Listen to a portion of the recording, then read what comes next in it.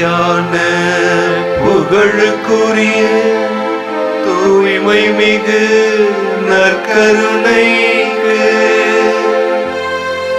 எல்லா காலமும் ஆராதனையும் புகழும் மாட்சியும் உண்டாக கடவது. நிலையான புகழுக்குரிய தூய்மை மிகு நற்கருணைக்கு எல்லா காலமும் ஆராதனையும் புகழும் மாட்சியும் உண்டாக கடவது. நிலையான புகழுக்குரிய தூய்மை மிகு நற்கருணைக்கு எல்லா காலமும் ஆராதனையும் புகழும் மாட்சியும் உண்டாக கடவது. அன்புக்குரியவர்களே, இந்த நற்கரணியில் இருக்கின்ற ஆண்டவர் நம் ஒவ்வொருவரையும் அளவு கடந்த விதமாக ஆசீர்வாதத்தால் நிரப்ப நம்முடைய மத்தியிலே வந்திருக்கின்றார். இவரை நாம் இணைந்து போற்றுவதற்கும் துதிப்பதற்கும் அவர் தருகின்ற ஆசீர்வாதத்தை பெறுவதற்கும் நம்மையே முழுமையாக ஒப்பு கொடுப்போம். ஆகவே இந்த ஆராதனையில் பங்கெடுக்கின்ற நீங்கள் ஒவ்வொருவரும் இந்த ஆண்டவரை ஆராதிக்கும் விதமாக நம்மை முழுமையாக ஒப்பு கொடுத்து இப்பொழுது அவரை ஆராதிப்போம். தெய்வ மக்கள் பாடுங்கோ, உன்னாய் சேர்ந்து பாடுங்கோ, கைகள் கொட்டி பாடுங்கோ, உச்சசுரத்தில் பாடுங்கோ, ஆமீன் சொல்லி பாடுங்கோ, ஆனந்தத்தால் பாடுங்கோ, ஆர்ப்பரித்து பாடுங்கோ, ஓசானா அல்லேலூயா. நித்திய ஜீவன் உறைவிடமே, கருணைக்கடலாம் ஈசோயே, ஓசானா அல்லேலூயா, ஓசானா அல்லேலூயா. அன்புக்குரியவர்களே, எல்லோருமாக இணைந்து இந்த ஆண்டவரை ஆராதிக்கும் பொழுது நமக்கு அளப்பரிய ஆசீர்வாதத்தை கொடுக்கிறவர் தான் இந்த நற்கரணியிலே நமக்காக காத்து கொண்டிருக்கின்றவர். அன்புக்குரியவர்களே, ஆண்டவருக்கு ஸ்துதிகன மகிமையை நாம் ஏறெடுக்க நம்மளுடைய வாழ்க்கையில அநேக காரியத்தை அவர் நமக்காக செய்து முடிக்கின்றார். எரிகோ கோட்டை அங்கே வீழ்த்தப்பட்டதற்கு காரணம், அந்த ஜனங்கள் அந்த கோட்டையை சுற்றி வரும் பொழுது வெறுமனை வாயை மூடிக்கொண்டு வரவில்லை, அவர்கள் ஆண்டவரை துதித்து கொண்டே வந்தார்கள். அப்படி துதித்து கொண்டே வரும் பொழுதுதான் அவங்க வாழ்க்கையிலே ஒரு பெரிய ஆசீர்வாதம் கிடைத்தது. அந்த கோட்டை ஆண்டவராகிய கடவுளால் தகர்க்கப்பட்டு அந்த தடைகள் அவர்கள் வாழ்க்கையிலே நீங்கப்பட்டது அந்த துதியினால் தான் என்பதை நாம் மறந்துவிடக்கூடாது. ஆகவே நற்கருணை என்றால் போற்றுதல் என்று அர்த்தம். நற்கருணை என்றால் போற்றுதல் என்று அர்த்தம். பிரியமானவர்களே, இஸ்ரவேல் ஜனங்கள் 3 வேளை ஜெபித்தார்கள். இஸ்ரவேல் ஜனங்கள் 3 வேளை எப்பப்போ ஜெபிச்சிருக்கிறாங்க அப்படின்னா, காலையில், மாலையில், இரவு. இந்த 3 வேளை ஜெபிக்கிற பழக்கத்தை அவங்க எங்கிருந்து கற்றுக்கிட்டாங்க, யாருக்கிட்டேருந்து கற்றுக்கிட்டாங்க அப்படின்னாக்கா, அவர்களுக்கு மூதாதையர்கள் 3 பேர். ஆண்டவராகிய கடவுளே தாம் பேரை எப்படி சொல்லுவார் அப்படின்னா, அபிரகாமின் கடவுள், ஈசாக்கின் கடவுள், யாக்கோப்பின் கடவுள் என்று சொல்லுவார். இப்போ அபிரகாம் எப்பொழுதுமே எப்போ ஜெபிக்கிற பழக்கம் அவருக்கு அப்படின்னா, காலையில் ஜெபிக்கிற பழக்கம். அதை மூதாதையராகி அபிரகாமுட்டேருந்து இந்த இஸ்ரவேல் ஜனங்க கற்றுக்கிட்டாங்க. நம்ம மூதாதையர் அபிரகாம் காலையில் ஜெபிக்கிறார், அப்போ நம்ம காலையில் ஜெபிச்சோம்னா அபிரகாமை போல ஆசீர்வாதத்தை பெற்றுக்கொள்ளலாம் அப்படின்னு இவர்கள் காலையில் ஜெபிக்கிறாங்க. இப்போ அபிரகாமுடைய பிள்ளை யாரு? ஈசாக்கு. இப்போ ஈசாக்குக்கு காலையில் ஜெபிக்கிற பழக்கம் இல்லை. அவர் எப்போ ஜெபிப்பார் அப்படின்னா, மாலையிலே ஜெபிக்கின்றவர், சாயங்காலத்தில் ஜெபிக்கிறவர். இதை பார்த்தவுடன் இந்த இஸ்ரவேல் ஜனங்கள் அவர்கிட்டேருந்து ஒரு காரியத்தை கற்றுக்கொண்டார்கள். அவங்க அப்பா காலையில் ஜெபிச்சிருக்கிறார், அதனால அவர்கிட்டேருந்து நம்ம காலையில் ஜெபிக்கிற பழக்கத்தை கற்றுக்கொள்வோம். மாலையில் ஜெபிக்கிற பழக்கம் இந்த யாக்கோப் இங்கே ஈசாக்குக்கு இருக்கின்றது. ஆகவே இவர்கிட்டேருந்து இந்த பழக்கத்தை அவர்கள் எடுத்துக்கொண்டார்கள். அடுத்து மூன்றாவதாக யாக்கோப்பு இரவிலே ஆண்டவராகிய கடவுளிடம் ஜெபிக்கின்ற பழக்கம் யாக்கோப்புக்கு. இதை பார்த்த இஸ்ரவேல் ஜனங்கள் 2 பேர்கிட்டேருந்து 2 விஷயத்தை கற்றுக்கிட்டோம். இவர்கிட்டேருந்து நைட்டு ஜெபிக்கிறத கற்றுக்க வேண்டும் என்று சொல்லி இஸ்ரவேல் ஜனங்கள் இந்த நாள் வரைக்கும் காலையிலும் மாலையிலும் இரவிலும் 3 வேளை அவர்கள் ஜெபிக்கின்றார்கள். பிரியமானவர்களே, இந்த நாளிலே இந்த நற்கரணை ஆண்டவர் அவருடைய முன்னிலையிலே நாம் எல்லோரும் இணைந்து ஜெபிக்கின்றோம். ஜெபிப்பது என்பது நம்மளுடைய தேவைகளை மட்டும் கேட்பதல்ல, அவரை துதிப்பதும் ஒரு வகையான ஜெபம்தான். ஆகவே இப்பொழுது நாம் ஸ்துதியான மகிமையை ஆண்டவருக்கு முதலிலே ஏறெடுக்க இருக்கின்றோம். அன்பே உருவான இறைவா, இஸ்ரேல் மக்களுக்கு பாலைவனத்திலே மன்னா என்னும் உணவை கொடுத்து ஆசீர்வதித்து காத்தது போல எங்களுக்கு அனுதின உணவை கொடுத்து ஆசீர்வதிக்கும் மேலான கிருபையை நினைத்து உம்மை போற்றுகிறோம், புகழ்கிறோம், ஆராதிக்கிறோம். உம்மை போற்றுகின்றோம், உம்மை புகழுகின்றோம், நன்றி கூறுகின்றோம். உம்மை போற்றுகின்றோம், உம்மை புகழுகின்றோம், நன்றி கூறுகின்றோம். இரக்கமே உருவான இறைவா, அன்று நம்பிக்கையின் தந்தையாகிய ஆபிரகாமை ஊர் என்ற ஊரிலிருந்து அழைத்து ஆசீர்வதித்தது போல எங்களையும் திருமுழுக்கின் வழியாகவும் மற்ற திருவருட்சாதனங்கள் வழியாகவும் உமது அன்பு பிள்ளைகளாக வழிநடத்தி வருவதற்காக உம்மை போற்றுகின்றோம், புகழுகின்றோம், ஆராதிக்கின்றோம். உம்மை போற்றுகின்றோம், உம்மை புகழுகின்றோம், நன்றி கூறுகின்றோம். உம்மை போற்றுகின்றோம், உம்மை புகழுகின்றோம், நன்றி கூறுகின்றோம்.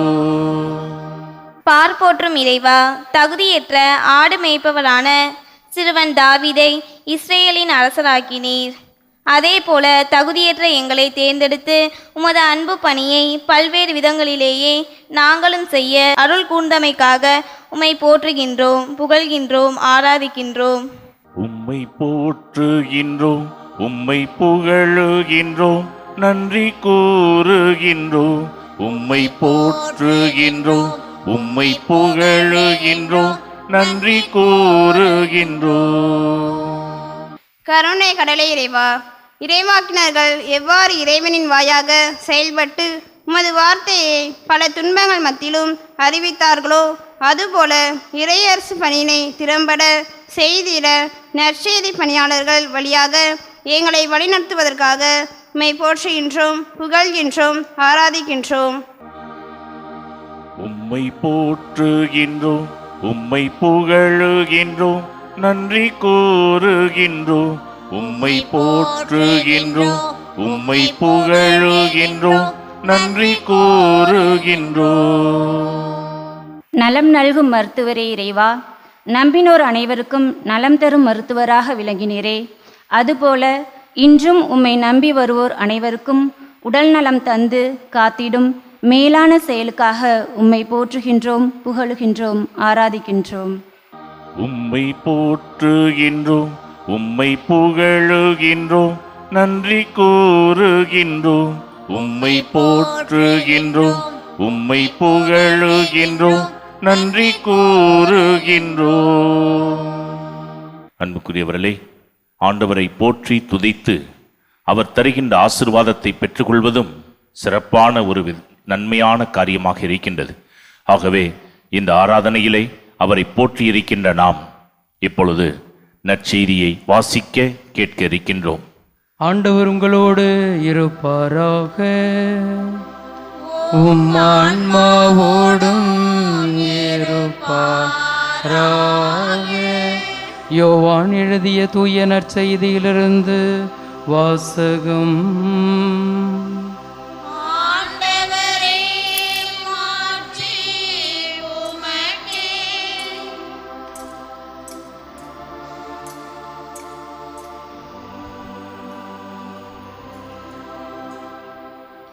இயல் 7 இறைவசனங்கள் 37 39 முடிய.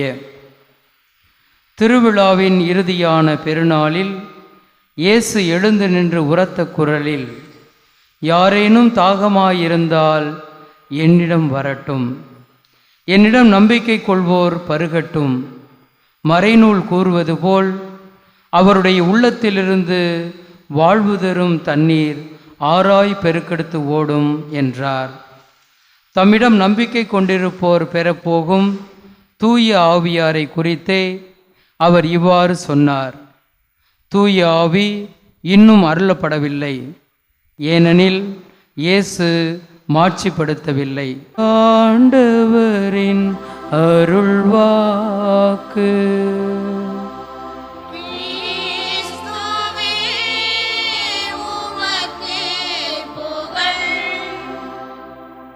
இது இயேசு கிறிஸ்துவில் பிரியமான எனது அருமை சகோதரர்களே, சகோதரிகளை, இன்றைய நாளிலே நாம் வாசித்த அந்த நற்செய்தியிலே ஆண்டவர் நமக்கு கொடுக்கின்ற ஒரு செய்தி,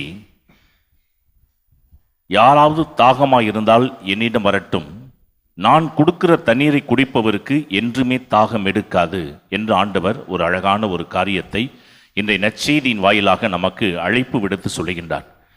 பிரியமானவர்களே, ஒரு பங்குல நடந்த சம்பவம்.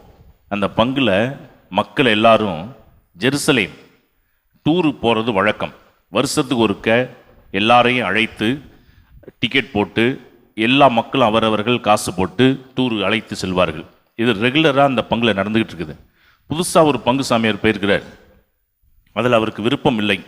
அதனால் இவர் பிரசங்கம் வைக்கும் பொழுது ஜாடமாடையாக சொல்லியிருக்கின்றார், இயேசு கிறிஸ்து வாழ்ந்துகிட்டு இருக்கிறவர் இந்த நற்கரணையில் இருக்கிறார், அவரை பார்க்கறதுக்கு நீங்கள் அவ்வளவு பேர் வரமாட்டீங்க, ஆனால் இவ்வளவு காசை செலவு பண்ணிக்கிட்டு எருசலேம் வாழ்ந்த இடத்த போய் பார்க்கறதுக்கு இவ்வளவு ஆர்வமாக போயிட்டுருக்கீங்களே, வாழ்ந்துட்டு இருக்கிற இடத்த பார்க்க வாங்க அப்படின்னு அடிக்கடி பிரசங்கத்தில் சொல்லி மக்களை கூப்பிட்டு இருந்திருக்கிறார். ஆனால் மக்கள் சொல்லியிருக்கிறாங்க, நாங்கள் போகிறதுன்னு முடிவு பண்ணிட்டோம், இதை யாராலையும் தடுத்து நிறுத்த முடியாது.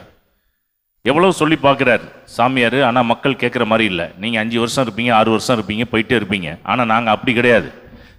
காலமாக ட்ரெடிஷ்னலாக இந்த பங்குல எல்லா மக்களையும் அழைச்சிக்கிட்டு ஜெருசலேம் போயிட்டு வந்துக்கிட்டு இருக்கிறத ஒரு காரியமாக நாங்கள் செய்து கொண்டு இருக்கின்றோம். இப்போ பங்கு சாமியார் வாயை அடைக்கிறதுக்கு ஊருக்காரங்களாம் சேர்ந்து ஒரு பிளான் பண்ணாங்க. அடிக்கடி இவர் பிரசங்கத்திலே ஜாடமாடையாக திட்டுறாரு, பேசாமல் அவர் வாயை அடைக்கிறதுக்கு ஒரே ஒரு வழி, அவருக்கு ஃப்ரீயாக நம்ம டிக்கெட் போட்டு நம்ம சார்பாக ஊர் சார்பாக அவரை நம்ம எருசலேம் அழைச்சிட்டு போயிட்டா என்ன அப்படின்னு முடிவு பண்ணி ஊருக்காரங்க எல்லாம் சேர்ந்து வந்து அவர்கிட்ட கேட்டிருக்கிறாங்க, சாமி இந்த வருஷம் எங்கள் கூட நீங்களும் எருசலேம் வரீங்க, நானே உங்களை போகக்கூடாதுன்னு சொல்லிட்டு இருக்கிறேன், என்ன வேற கூப்பிட்றீங்களா?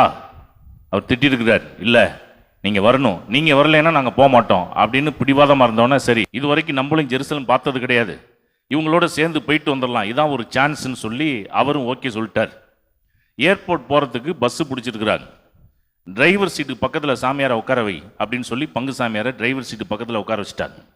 இவர் போயிட்டு இருக்கும் பொழுது ஏர்போர்ட் வரைக்கும் போகிறப்ப யாரெல்லாம் வராங்கன்னு சொல்லி இப்படி திரும்பி பார்த்துருக்கிறார். பார்த்தா அதில் ஒரு பிராமின் ஏறி உட்காந்துருக்கிறார். இவர் ஷாக் ஆகிட்டார். ஃபஸ்ட் டைமா அப்படின்னு கேட்டிருக்காரு, 3rd டைம் அப்படின்னு இருக்காரு, 3வது தடவை போகிறேன் அப்படின்னு இருக்காரு. என்னடா அது, நம்ம சாமியாராகி இத்தனை வருஷத்தில் இப்போ தான் முதல் தடவை எருசலேம் போகிறதுக்காக போயிட்டுருக்குறோம், இந்த ஆள் என்னன்னா 3 தடவை போகிறேங்கிறாரு அப்படின்னு சொல்லி அவர் கேட்டிருக்கிறார். 3 தடவை போகக்கூடிய அளவுக்கு உங்கள் வாழ்க்கையில் அப்படி என்ன நடந்துச்சு அப்படின்னு. இப்போ அவர் சொன்னார், எங்களுக்கு குழந்தை இல்லை, எங்கள் தெய்வத்துக்கிட்டலாம் நாங்கள் கேட்டு பார்த்தோம், எந்த தெய்வமும் செவி கொடுக்கவில்லை. ஜெருசலேம் போகிறதுக்கு நானும் என் ஒய்ஃபும் பேர் கொடுத்து ஜெருசலேம் போனோம்.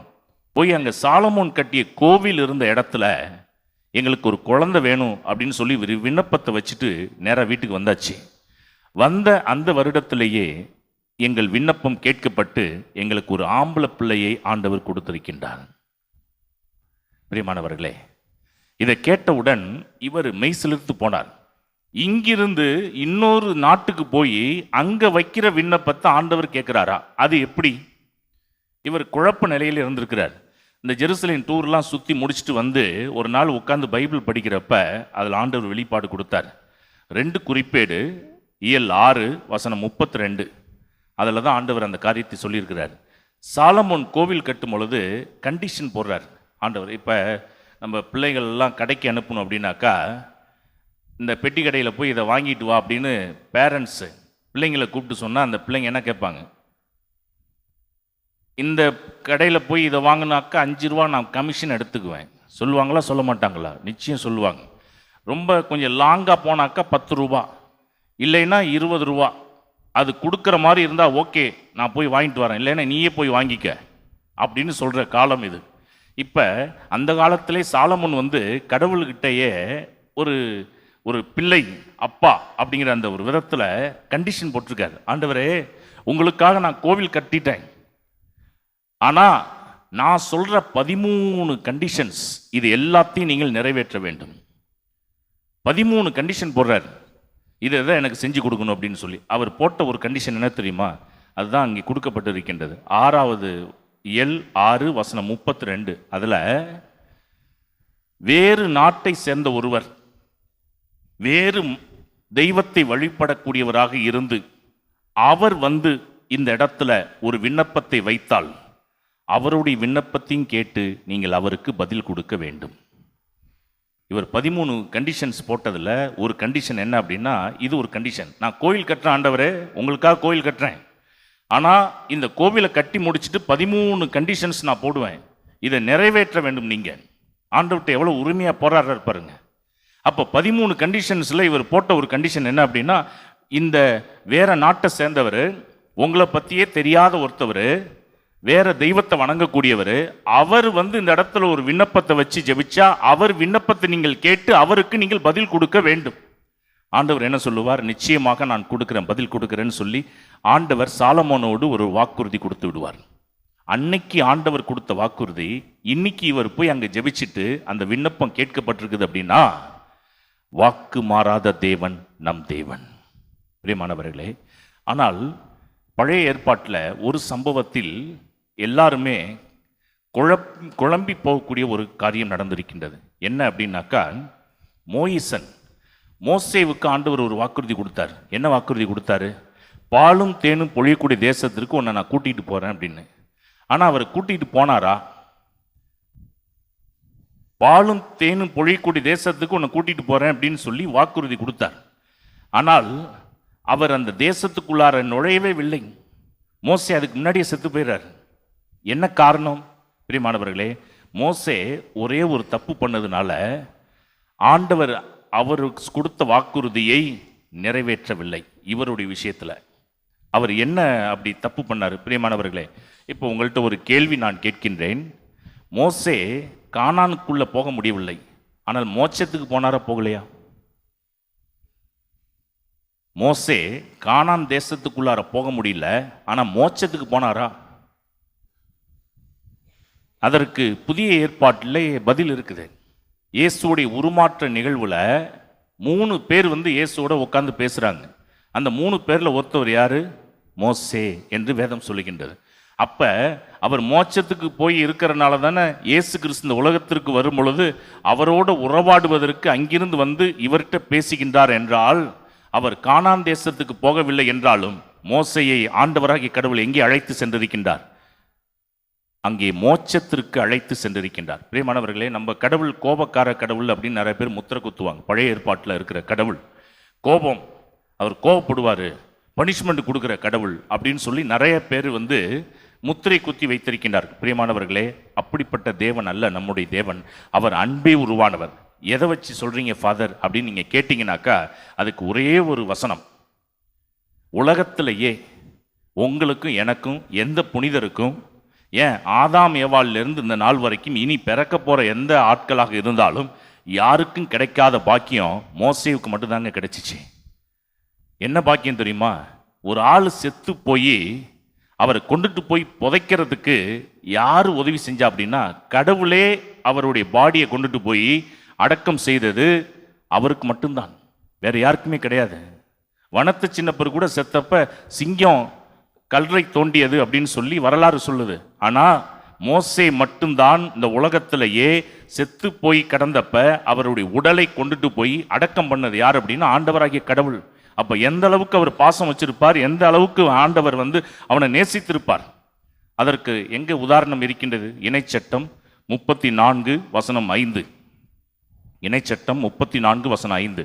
எனவே ஆண்டவர் கூறியபடியே அவர் தம் ஊழியர் மோசே மோவாபு நாட்டில் இறந்தார். மோவாபு நாட்டில் பெத்பகூருக்கு எதிரே உள்ள பள்ளத்தாக்கில் அவர் அவரை அடக்கம் செய்தார். அந்த அவர் யார் அப்படின்னா ஆண்டவராகிய கடவுள். ஆக யாருக்கும் கிடைக்காத கொடுப்பனை யாருக்கு கிடைத்திருக்கின்றது? மோசேவுக்கு கிடைத்திருக்கின்றது. பிரியமானவர்களே, சரி, இவ்வளவு நேசிக்கின்ற மோசே ஏன் கானான் தேசத்துக்கு கூட்டிட்டு போக முடியாத அளவுக்கு அவர் என்ன அப்படி தப்பு பண்ணிட்டாரு? மன்னிக்கக்கூடிய தேவன் தானே ஆண்டவர். ஆண்டவராகிய கடவுள் எல்லாரையும் மன்னிக்கிறவர் தானே, மன்னிக்கக்கூடியவர் தானே. அவர் 1000 தான் தப்பு பண்ணட்டுமே, கடவுள் மன்னிச்சிருக்கலாம்ல, அவரை கானான் தேசத்துக்கு அழைச்சிட்டு போயிருக்கலாம்ல. அவர் என்ன அப்படி தப்பு பண்ணாரு? பிரியமானவர்களே, நம்ம வேதத்தில் வாசிக்கும் பொழுது விடுதலை பயணம் 17:6, விடுதலை பயணம் 17:6 மக்கள் கூட்டுட்டு வராரு. மக்களுக்கு தாகம் எடுக்குது, எல்லாரும் கத்துறாங்க, முறுமுறுக்கிறாங்க. எங்களை இங்கே பாலைவனத்தில் கொண்டுட்டு வந்தது எங்களை சாகடிக்கிறதுக்கா? தண்ணியே இல்லாமல் நாக்கெல்லாம் வறண்டு போச்சு, இங்கேயே சாகடிக்கிறதுக்கு பெட்டர் அங்கேயே நாங்கள் செத்துருப்போமே. இப்படியெல்லாம் முறுமுறுக்க ஆரம்பிக்கிறாங்க. இப்போ மோசே என்ன செய்யுதுன்னு தெரியல.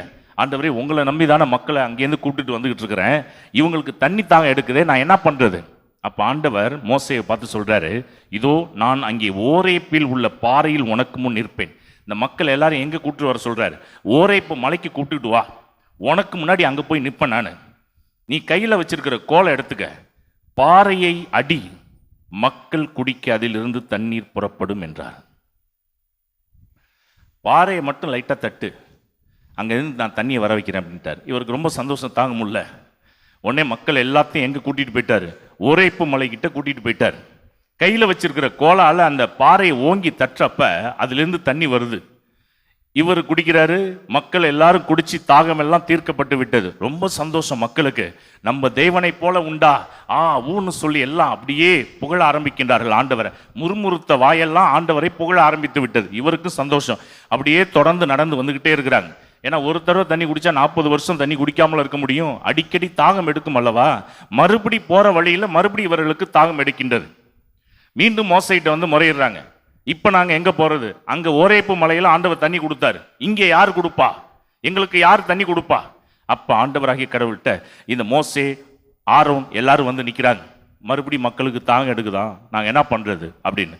அது எண்ணிக்கையாகமும் 20வது அதிகாரம் வசனம் 6 முதல் 8. எண்ணிக்கை ஆகமம் இயல் 20 வசனம் 6 முதல் 8. அங்கே என்ன சொல்லப்படுகின்றது? பின் மோசையும் ஆரோனும் சபைக்கு முன்னின்று சந்திப்பு கூடாரத்தின் நுழைவாயிலுக்கு சென்று முகம் குப்புற விழுந்தனர். ஆண்டவரின் மாட்சி அவர்களுக்கு தோன்றியது. ஆண்டவர் மோசையிடம், கோலை எடுத்துக்கொள். ஏற்கனவே ஓரைப்பு மலையில் கோலை எடுத்து தட்டு அப்படின்னா தண்ணி வரும்ட்டார். அது கரெக்டாக வந்துடுச்சு. இப்போ மறுபடி தாகம் எடுக்குது, மக்கள் கடவுள்கிட்ட முறையிடுறாங்க. இப்போ ஆண்டவர் சொல்கிறாரு, கோலை எடுத்துக்கொள், நீயும் உன் சகோதரன் ஆரோனும் மக்கள் கூட்டமைப்பை கூடி வர செய்யுங்கள். எல்லாரையும் கிட்டத்தில் கூட்டிட்டு வா. அவர்கள் பார்வையில் பாறை தண்ணீரை தரும்படி அதனிடம் பேசுங்கள். என்ன வித்தியாசம்? அங்கே சொன்னதுக்கு இங்கே சொன்னதுக்கு என்ன வித்தியாசம்? அங்கே பாறையை தட்ட சொன்னார், இங்கே என்ன சொன்னார்? பாறை தண்ணீரை தரும்படி அதனிடம் பேசுங்கள். இவ்வாறு அவர்களுக்காக பாறையிடமிருந்து நீங்கள் தண்ணீர் பெறுவீர்கள், மக்கள் கூட்டமைப்புக்கும் அவர்கள் கால்நடைகளுக்கும் குடிக்க குடிப்பீர்கள் என்றார். ஆனால் இவங்க என்ன தெரியுமா பண்ணாங்க? 10-11 வாசித்தோம்னா, மோசையும் ஆரோனும் பாறைக்கு முன்பாக சபையை ஒன்று கூட்டினர். மக்கள் எல்லாரையும் கரெக்டாக கூட்டிட்டார். மோசே அவர்களிடம், கலகக்காரர்களே, இப்போது கேளுங்கள், இப்பாறையிலிருந்து உங்களுக்கு தண்ணீர் வரவழைக்க எங்களால் கூடுமா? இவர் யார்கிட்ட பேசிக்கிட்டு இருக்கிறாரு? பாறைகிட்ட தண்ணி தர சொல்லி பேச சொன்னா இவர் யார்கிட்ட பேசிக்கிட்டு இருக்கிறாரு? மக்களை பார்த்து அதுவும் திட்டுறாரு. கலகக்காரர்களே, இதெல்லாம் கேட்டாங்களா யாராவது? பேசுறாரு பாருங்க. கலகக்காரர்களே, இந்த பாறையிலிருந்து என்னால் தண்ணி வரவழைக்க கூடுமா? எவ்வளோ கெத்தா பேசுறாரு. பேசிட்டு கடைசியாக என்ன பண்ணிடுறாரு? பின் மோசே தம் கையை ஓங்கி தம் கோலால் பாறையை 2 முறை அடித்தார். தண்ணீர் தாராளமாய் வந்தது. தண்ணி வராமல்ல, தண்ணி கரெக்டாக வந்துடுச்சு. ஆனால் இவர் என்ன தப்பு பண்ணார்? பாறையை ஒரு தடவை கூட அடிக்கக்கூடாதுன்னு ஆண்டவர் சொல்லியிருக்கிறப்ப இவர் எத்தனை தடவை தட்டியிருக்காரு? 2 தடவை தட்டியிருக்கிறாரு. Praise the Lord. பிரியமானவர்களே, இப்போ இவர் செஞ்ச இந்த தப்புக்காக ஆண்டவர் என்ன பண்ணிட்டாரு? ஃபர்ஸ்ட் டைம் நான் பாறையை தட்ட சொன்னது நான் தான், தட்டிட்டேன், தண்ணி வந்துருச்சு, ஓகே. இப்போ நான் எங்கேயாவது பாறையை தட்ட சொல்லியிருக்கேனா? ஆனால் நீ அதிக பிரசங்கித்தனமாக 2 தடவை, அதுவும் ஒரு தடவை தட்டியிருந்தா கூட நான் மன்னிச்சிருப்பேன். எத்தனை தடவை? 2 தடவை தட்டிட்ட. அதனால நீ கானான் தேசத்திற்குள்ளார போக நான் அனுமதிக்க மாட்டேன். என்ன ஆண்டவரே, ஆஃப்டர் அந்த குச்சை வச்சுக்கிட்டு 2 தடவை பாறையை தட்டினதுக்கு இவ்வளோ பெரிய பனிஷ்மெண்ட்டா அப்படின்னு நம்ம நினைப்போம். பிரியமானவர்களே, ஆண்டவரே சொல்கிறார், என் எண்ணங்கள் உங்கள் எண்ணங்கள் அல்ல. நீங்கள் நினைக்கிறது வேற, நான் நினைக்கிறது வேற. ஆண்டவர் நினைக்கிறது என்ன? பிரியமானவர்களே, எந்த ஒரு காரியத்தை ஆண்டவராகிய கடவுள் பழைய ஏற்பாடில் செஞ்சாலும் எதிர்காலத்தில் வரப்போகிற சில காரியங்களை மையமாக வைத்து தான் அவர் செய்வார். அது இல்லாமல் செய்ய மாட்டார். பிரியமானவர்களே, இதற்கு எங்கே பதில் இருக்கின்றது என்றால், புதிய ஏற்பாட்டில் ஏன் கடவுள் கோவப்பட்டார், மோசேவுக்கு இவ்வளோ பெரிய பனிஷ்மெண்ட்டை ஏன் கொடுத்தார் அப்படிங்கிறது எங்கே விளங்கும் அப்படின்னாக்கா, 1 கொரிந்தியர் இயல் 10 வசனம் 4. 1 கொரிந்தியர் இயல் 10 வசனம் 4. அவர்கள் அனைவரும் ஒரே ஆன்மீக பானத்தை பருகினர், தங்களை பின்தொடர்ந்து வந்த ஆன்மீக பாறையிலிருந்து அவர்கள் பருகினார்கள், கிறிஸ்துவே அப்பாறை. பிரியமானவர்களே, அப்ப அங்க பாறை ஒரு தடவை தான் தட்டப்பட வேண்டும் என்பது யாருடைய திட்டம்? கடவுளுடைய திட்டம். அப்ப கிறிஸ்துவே அந்த பாறை என்று பவுலடியார் சொல்றார் அப்படின்னாக்கா, எதிர்காலத்தில் வரப்போகக்கூடிய கிறிஸ்து ஒரு பாறை. அந்த பாறை ஒரே ஒரு தடவை தான் நமக்காக அடிக்கப்பட வேண்டும், ஒரே ஒரு தடவை தான் நமக்காக அவர் ரத்தம் சிந்த வேண்டும், ஒரே ஒரு தடவை தான் அவர் நமக்காக மரிக்க வேண்டும். இதுதான் கடவுளுடைய திட்டம். அதை மறைமுகமாக மோசேயை வைத்து அந்த எதிர்கால திட்டத்தை ஆண்டவர் வெளிப்பாடு கொடுத்து கொண்டே இருக்கும் பொழுது, அந்த திட்டத்திற்கு புறம்பாக மோசே என்ன பண்ணி விட்டார்? எக்ஸ்ட்ரா 2 தடவை தட்டியிருக்கிறார். அப்ப டோட்டலாக பாறை எத்தனை தடவை தட்டப்பட்டிருக்குது? 3 முறை தட்டப்பட்டிருக்கின்றது. அப்ப பாறை ஃபியூச்சர்ல வரப்போற கிறிஸ்து தான். அவர் ஒரு தடவை தான் நமக்காக அடிக்கப்பட வேண்டும், நொறுக்கப்பட வேண்டும், ரத்தம் சிந்தப்பட வேண்டும். இதுதான் கடவுளுடைய திட்டம். அதை மீறி எக்ஸ்ட்ரா இவர் 2 தடவை தட்டி, இயேசு கிறிஸ்து 3 தடவை நமக்காக வந்து அவர் அடிக்கப்பட வேண்டும், நொறுக்கப்பட வேண்டும் என்று சொல்லுகின்ற ஒரு விதத்திலே இவர் அந்த திட்டத்தை மாற்றி அமைக்கக்கூடிய ஒரு காரியத்தை செய்த காரணத்தினால்தான் கடவுள் கோபம் கொண்டு ஆண்டவர் சொல்லிட்டார், நீ கானான் தேசத்துக்குள்ள போகிறதுக்கு நான் அனுமதிக்க மாட்டேன் என்று. பிரியமானவர்களே, அப்ப ஆண்டவராகிய கடவுள் ஒரு திட்டம் போடுறாருன்னா அந்த திட்டம் நிச்சயமாக நடக்கும். பிரியமானவர்களே, அப்ப இனிமேல் பாறை உங்களுக்கு தண்ணி தேவைன்னாக்கா என்ன செய்யணும்? ஃபர்ஸ்ட் டைம் அடிச்சாச்சு, தண்ணி வந்துடுச்சு. இனி உங்களுக்கு தேவை எதுவாக இருந்தாலும் மக்கள் எல்லாரும் யாருக்கிட்ட கூடி வரணுமா? பாறையிடம் கூடி வாருங்கள். அப்ப அந்த பாறை எங்க இருக்கிறாரு?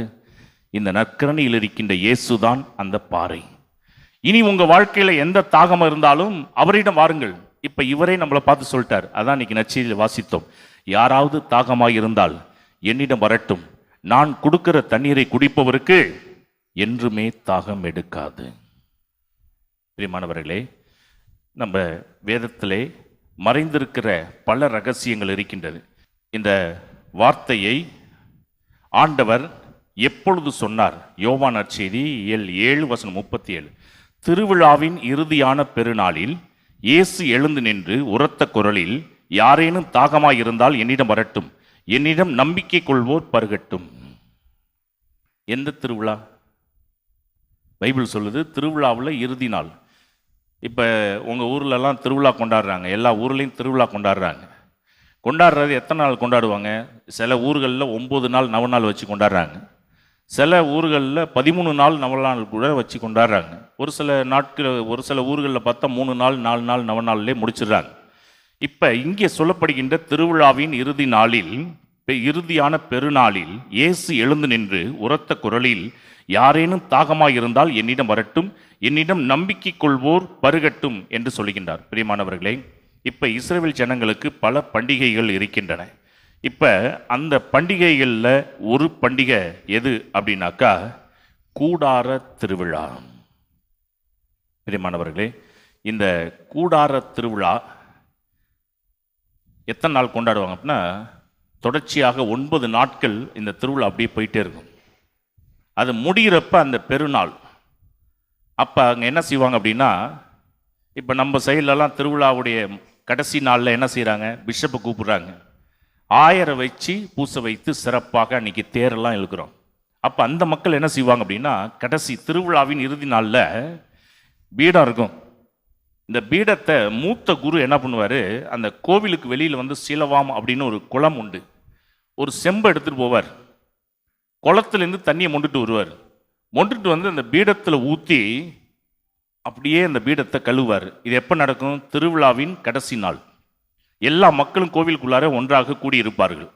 அப்போ அந்த தண்ணீரை எடுத்து பீடத்தில் ஊற்றி அப்படியே கையால் கழுவும் பொழுது அவர் ஒரு வசனத்தை சொல்லுவார். எரேமியா இயல் 17 வசனம் 13. அந்த வசனம், அந்த காலத்தில் மைக் சிஸ்டம் கிடையாது.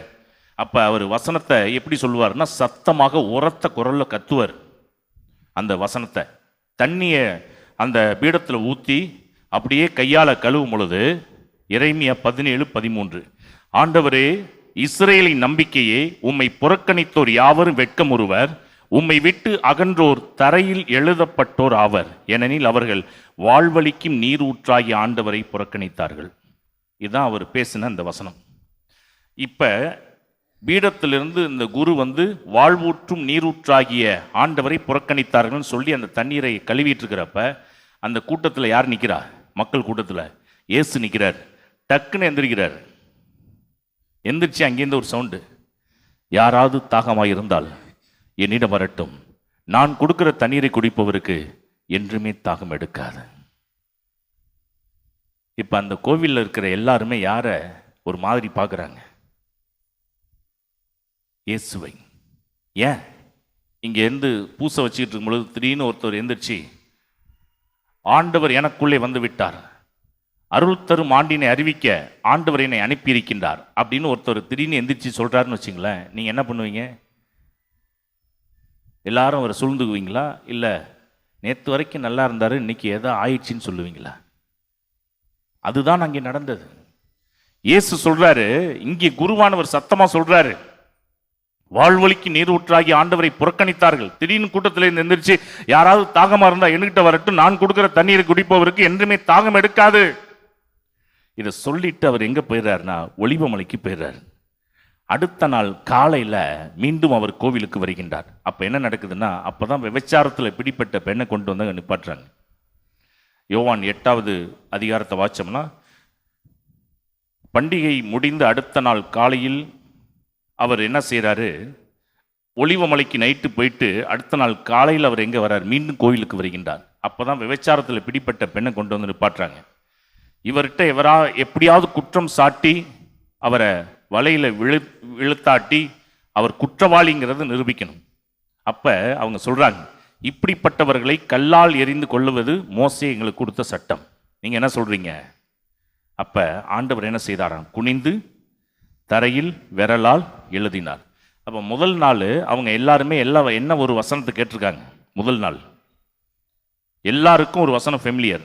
எரேமியா 17:13, இஸ்ரேல் நம்பிக்கையை உம்மை புறக்கணித்தோர் யாவரும் வெட்கமுறுவர், உம்மை விட்டு அகன்றோர் தரையில் எழுதப்பட்டோர் ஆவர்.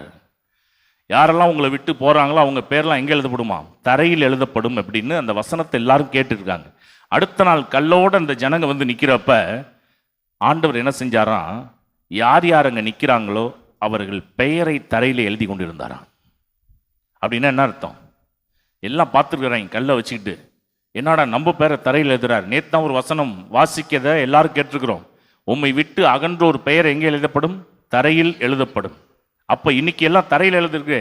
அப்போ நேற்று சொன்ன வசனம் இன்று நிறைவேறிச்சுன்னு சொல்லி நம்மளை கையை காமிச்சிருவாருன்னு சொல்லி அவன் கல்லை போட்டுவிட்டு துண்டக்காரன் துணியக்காரன் ஓட ஆரம்பிச்சிட்டாங்க. பிரியமானவர்களே, ஆகவே யாராவது தாகமாக இருந்தால் என்னிடம் வரட்டும், நான் கொடுக்கிற தண்ணீரை குடிப்பவருக்கு என்றுமே தாகம் எடுக்காது. அவங்க கொண்டுட்டு வந்தது சின்ன சின்ன கல். இயேசு வந்து ஒரு பாறை. அந்த பாறையை உடைச்சாதான் பொடி கல்லாக வரும். அப்போ அந்த பாறைகிட்ட மோதுறதுக்காக அவங்க வந்தாங்க. கடைசியில் அவங்க தான் மொத்துப்பட்டு போனாங்க. ஆகவே இன்னைக்கு நம்ம வாழ்க்கையில் யார் யாரெல்லாம் நமக்கு அவமானத்தை ஏற்படுத்துன்னு காத்துக்கிட்டு இருக்கிறாங்களோ, நமக்கு யாரெல்லாம் உழ வைக்கணும்னு காத்துக்கிட்டு இருக்கிறாங்களோ, யாரை குறித்தும் பயப்பட தேவையில்லை. இந்த கிறிஸ்துவே பாறை. இந்த பாறையை சொந்தமாக்கி கொண்டோம் என்றால் உங்கள் தாகமானது ஆண்டவரால் தீர்க்கப்படும். ஆகவே இந்த நற்கரணை பிரசனத்திலே உங்கள் குடும்பத்தை முழுமையாக ஒப்பு கொடுங்க. ஆண்டவர் நிச்சயம் உங்களுக்கு எல்லா நலன்களையும் கொடுத்து உங்களை ஆசீர்வதிக்கக்கூடியவராக இருக்கின்றார். அனைவருமாக இப்பொழுது இணைந்து ஒரு பாடலை பாடி ஆண்டவரை போற்றி துதிக்க இருக்கின்றோம்.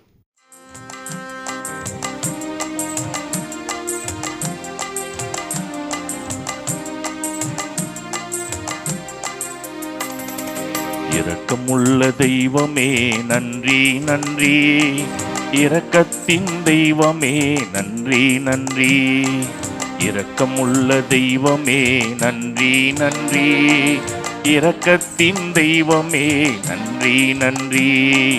அல்லேலூயா ஆமென் அல்லேலூயா, அல்லேலூயா ஆமென் அல்லேலூயா, அல்லேலூயா ஆமென் அல்லேலூயா, அல்லேலூயா ஆமென் அல்லேலூயா. மனம் இறங்கும் தெய்வமே நன்றி நன்றி, மகிமையின் நாதரே நன்றி நன்றி, மனம் இறங்கும் தெய்வமே நன்றி நன்றி, மகிமையின் நாதரே நன்றி நன்றி. அல்லேலூயா ஆமென் அல்லேலூயா, அல்லேலூயா ஆமென் அல்லேலூயா, அல்லேலூயா ஆமென் அல்லேலூயா, அல்லேலூயா ஆமென் அல்லேலூயா.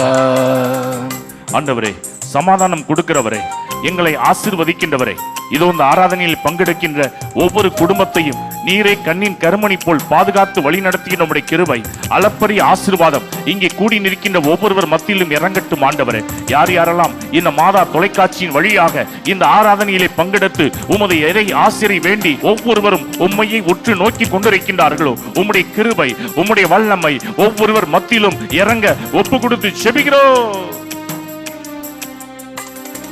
சமாதானம் தருபவரே நன்றி நன்றி, சந்தோஷம் தருபவரே நன்றி நன்றி, சமாதானம் தருபவரே நன்றி நன்றி, சந்தோஷம் தருபவரே நன்றி நன்றி. அல்லேலூயா ஆமென் அல்லேலூயா, அல்லேலூயா ஆமென் அல்லேலூயா, அல்லேலூயா ஆமென் அல்லேலூயா, அல்லேலூயா ஆமென் அல்லேலூயா.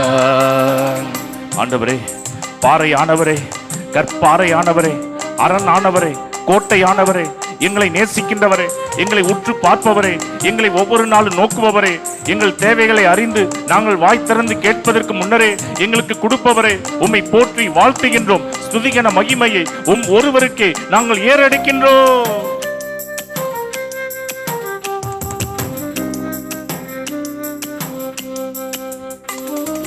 தூயவரே தூயவரே நன்றி நன்றி, தூய்மையாக்கும் தெய்வமே நன்றி நன்றி, தூயவரே தூயவரே நன்றி நன்றி, தூய்மையாக்கும் தெய்வமே நன்றி நன்றி. அல்லேலூயா ஆமென் அல்லேலூயா, அல்லேலூயா ஆமென் அல்லேலூயா, அல்லேலூயா ஆமென் அல்லேலூயா, அல்லேலூயா ஆமென் அல்லேலூயா. பாவிகட்கு அடைக்கலமே நன்றி நன்றி, பரிசுத்த தெய்வமே நன்றி நன்றி, பாவிகட்கு அடைக்கலமே நன்றி நன்றி, பரிசுத்த தெய்வமே நன்றி நன்றி. அல்லேலூயா ஆமென் அல்லேலூயா, அல்லேலூயா ஆமென் அல்லேலூயா, அல்லேலூயா ஆமென் அல்லேலூயா, அல்லேலூயா ஆமென் அல்லேலூயா. அன்புக்குரியவர்களே, நம்மளுடைய விண்ணப்பங்களை அவர் பால் எழுப்புவோம். நல்லாயனாம் இறைவா, உமது திரு அவையை வழிநடத்தும் திருத்தந்தை, ஆயர்கள், குருக்கள், துறவரத்தார் மற்றும் பொது நிலையினர் அனைவரையும் ஆசீர்வதித்து அவர்கள் இறையரசின் விழுமியங்களை கட்டி எழுப்ப தேவையான வரங்களை பொழிய வேண்டும் என்று இறைவாமை மன்றாடுகின்றோம். விண்ணப்பத்தை கேட்பவரே, எம் கண்ணீரை காண்பவரே, சுகம் தருபவரே, ஸ்தோத்திரம் இயேசையா. என் பொருட்டு நீதியை நிலைநாட்டுவோர் பேறு பெற்றோர் என மொழிந்த இறைவா, எம் நாட்டு தலைவர்கள், மக்கள் பணியாளர்கள் அனைவரும் மக்களை சம நோக்கத்துடனும் சமாதானத்துடனும் வழிநடத்திட வேண்டிய நல் மனத்தினை தர வேண்டுமென்று இறைவா உம்மை மன்றாடுகிறோம். விண்ணப்பத்தை கேட்பவரே, எம் கண்ணீரை காண்பவரே, சுகம் தருபவரே, ஸ்தோத்திரம் இயேசையா. நோய் அற்றவருக்கன்று நோய் உற்றவருக்கே மருத்துவர் தேவை என மொழிந்த இறைவா, நோய்களின் நிமித்தம் வீடுகளிலும் மருத்துவமனைகளிலும் வீதிகளிலும் துன்பப்படும் அனைவரையும் ஆசீர்வதித்து அவர்கள் நோயினின்று விடுதலை தர வேண்டுமென்று இறைவா உம்மை மன்றாடுகிறோம். விண்ணப்பத்தை கேட்பவரே, எம் கண்ணீரை காண்பவரே, சுகம் தருபவரே, ஸ்தோத்திரம் இயேசையா. இரக்கத்தின் ஊற்றே எம் இறைவா, உமது அருள் வேண்டி வந்து ஜெபிக்கும் எங்களை நீர் ஆசீர்வதியும். எங்கள் வேண்டுதல்களையும் விண்ணப்பங்களையும் ஏற்ற வேளையில் நிறைவேற்றி தந்திட வேண்டுமென்று இறைவா உம்மை மன்றாடுகிறோம். விண்ணப்பத்தை கேட்பவரே, எம் கண்ணீரை காண்பவரே, சுகம் தருபவரே, ஸ்தோத்திரம் இயேசையா. அன்பின் ஊற்றே எம் இறைவா, மாதா தொலைக்காட்சி நேயர்களுக்காக மன்றாடுவோம். அவர்கள் எடுக்கின்ற அனைத்து முயற்சிகளும் வெற்றி பெறவும், இறையரசின் விழுமியங்களான அன்பு, அமைதி, சகோதரத்துவம் மக்களிடம் சென்று அடையவும், அவர்கள் நல்ல உடல் நலனோடு பணி செய்திட உமது அருளை தர வேண்டுமென்று இறைவா உம்மை மன்றாடுகிறோம். விண்ணப்பத்தை கேட்பவரே, எம் கண்ணீரை காண்பவரே, சுகம் தருபவரே, ஸ்தோத்திரம் இயேசையா. மௌனமாக நம்மளுடைய விண்ணப்பங்கள் இன்னும் எத்தனையோ இருக்கலாம். அது எல்லாத்தையும் ஆண்டவர்கிட்ட ஒப்பு கொடுங்க. இங்கே வந்திருக்கிறவங்க ஆண்டவர் பிரசன்னத்திலே நிற்கின்றவர்கள் யாரும் வெறுங்கையராக திரும்பி போக போகிறது கிடையாது. எல்லாருக்கும் ஆசீர்வாதத்தை ஆண்டவர் நிச்சயம் கொடுப்பார். ஏன்னா அவரை உற்று நோக்குகின்றவர்கள் ஒருபொழுதும் வெட்கப்பட்டு போனதாக சரித்திரமில்லை. ஆகவே உங்கள் வீடு பிரகாசிக்க வேண்டும், உங்களுடைய உள்ளங்கள் ஜொலிக்க வேண்டும். உடல் வியாதியோடு இருக்கீங்களா? கவலைப்படாதீங்க, ஆண்டவர்கிட்ட ஒப்பு கொடுங்க. குழந்தை பாக்கியத்துக்காக ஜெபிக்கிறவங்களாக ஒருவேளை நீங்கள் இருக்கலாம், ஆண்டவர்கிட்ட ஒப்பு கொடுங்க.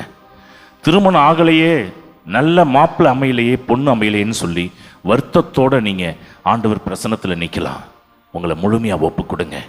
தேவன் கண் திறந்து இந்த நாளிலே உங்கள் குடும்பத்திலே ஒரு மகிமையான காரியத்தை செய்ய காத்து கொண்டிருக்கின்றார். வெட்கப்படாதீர்கள். தலை குனிந்து போக ஒரு பொழுதும் அவர் நம்மை அனுமதிக்க மாட்டார். கடன் பிரச்சனையில் இருக்கிற பிள்ளைகளே, ஆண்டவர்கிட்ட வாருங்கள், அருகிலே வாருங்கள்.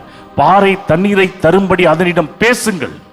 உங்கள் வாழ்க்கையிலே ஒரு வெளிச்சத்தை ஆண்டவர் கொடுக்க போகின்றார். எந்தெந்த குடும்பம் இருளில் இருக்கிறோ, எந்தெந்த குடும்பம் ஒளிமயத்தை நோக்கி போக வேண்டும் என்று ஆசைப்பட்டு பல தடைகளுக்கு மத்தியிலே வாழ்ந்து கொண்டிருக்கின்றதோ, அந்த குடும்பங்களை ஆண்டவர் இந்த நாளிலே ஆசீர்வாதத்தால் நிரப்ப காத்து கொண்டிருக்கின்றார். அவரை உற்று நோக்குங்கள். உங்கள் ஆண்டவர் தனது கிருபையினால் ஒவ்வொருவரையும் நிரப்ப காத்து கொண்டிருக்கின்றார். வெறுங்கையராக ஆண்டவர் நிச்சயம் அனுப்ப மாட்டார். உங்கள் குடும்பங்களிலே வல்லமையை கொடுப்பார். உங்கள் குடும்பத்திலே அநேக ஆசீர்வாதங்கள் கடந்து வரும். ஆபிரகாமின் கடவுள், ஈசாக்கின் கடவுள், யாக்கோப்பின் கடவுள், நம்மளுடைய கடவுளாக இம்மானுவேல், யான் உங்களோடு இருக்கின்றேன், நான் உங்கள் மத்தியில் இருக்கின்றேன், நீங்க கவலைப்படாதீங்கன்னு சொல்லி உங்க வீட்டுக்குள்ளாரையே அவர் தலைவராக இருந்து உங்களை வழி நடத்துகின்றவர் தான் இந்த நற்கரணையில் இருக்கின்ற ஆண்டவர். அவரிடம் முழுமையாக அர்ப்பணியுங்கள். உங்கள் பிரச்சனைகள் எல்லாவற்றையும் ஆண்டவர் இந்த நாளிலே தீர்த்து அபரிவிதமான ஆசீர்வாதத்தை கொடுத்து உங்களை தொடர்ந்து வழி நடத்துவாராக. ஆமேன். அன்புக்குரியவர்களே, ஆண்டவர் தலை சாய்க்க கூட இடம் இல்லை என்றார். இன்னைக்கு நமக்கு ஆண்டவர் தலை சாய்க்க ஒரு இடத்தை கொடுத்திருக்கிறார். ஒப்பு கொடுத்து இந்த பாடலை பாடி ஆசீர்வாதத்தை பெறுவோம்.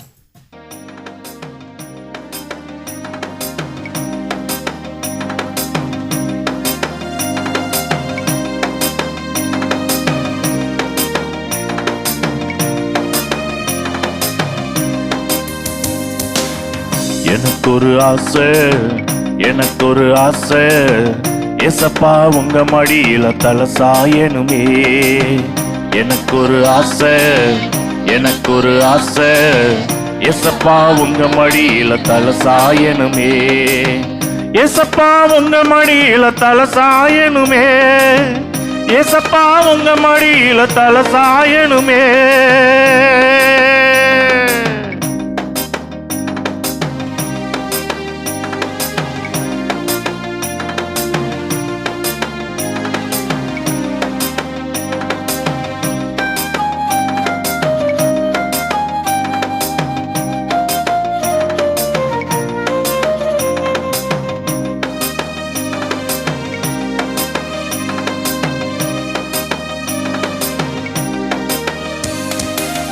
கஷ்டம் தொடும்போதும் கண்ணீரும் வரும்போதும், கஷ்டம் தொடும்போதும் கண்ணீரும் வரும்போதும், தொடச்சது நீர்தானையா,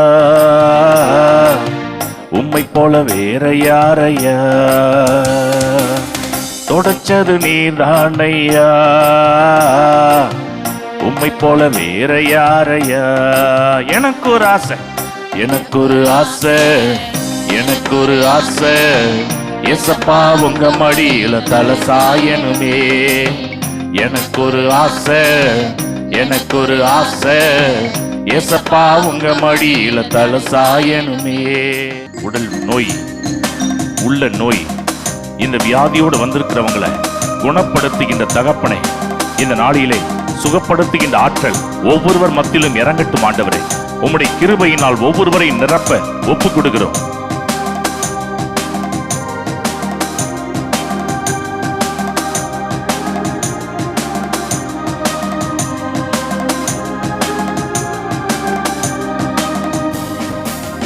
நோயுள்ள நேரத்துல சுகம் தர யாரும் இல்ல, நோயுள்ள நேரத்துல சுகம் தர யாரும் இல்ல, குணம் தந்தி நீர்தானையா, உம்மை போல வேற யாரையா. குணம் தந்தி நீர்தானையா, உம்மை போல வேற யாரையா. எனக்கு ஒரு ஆசை, எனக்கு ஒரு ஆசை, ஏசப்பா உங்க மடியில தலை சாயணுமே.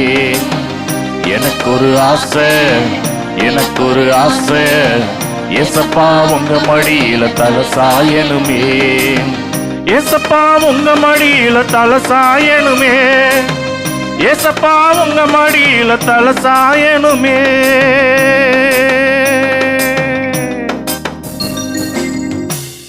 ஆண்டவர் நம்மை இப்பொழுது ஆசீர்வதிக்க இருக்கின்றார்.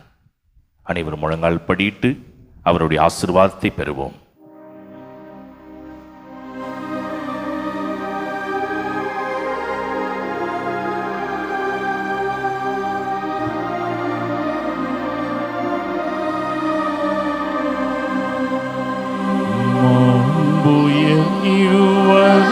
அடையாளத்தை தாழ்ந்து பணிந்து ஆராதிப்போ, பழைய நியம முறைகள் அனைத்தோ இனி மறைந்து முடிவு பெறுக. புதிய நியம முறைகள் வருக. புலன்களாலே மனிதன் இதனை அறிய குறையை நீக்க நம்பிக்கையின் உதவி பெறுக. தந்தை அவர்க்கும் மகன் அவர்க்கும் புகழ்ச்சியோடு வெற்றியார்ப்போம். மீட்பின் பெருமை மாட்சிமையோடு வலிமை வாழ்த்து யாவுமாக இருவரிடமாய் வருகின்றவராம் தூய ஆவி ஆனவர்க்கும் அளவில்லாத சம புகழ்ச்சி என்று மேவுண்டாகுக. ஆமென்.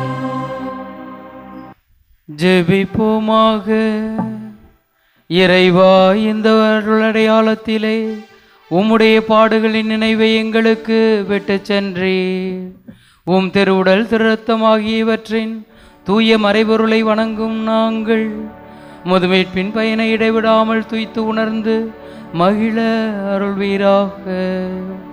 தந்தையாகிய இறைவனோடு தூய ஆவியாரின் ஒன்றைப்பில் இறைவனாய் என்றென்றும் வாழ்ந்து ஆட்சி செய்கின்ற அவர் வழியாக உம்மை மன்றாடுகின்றோம்.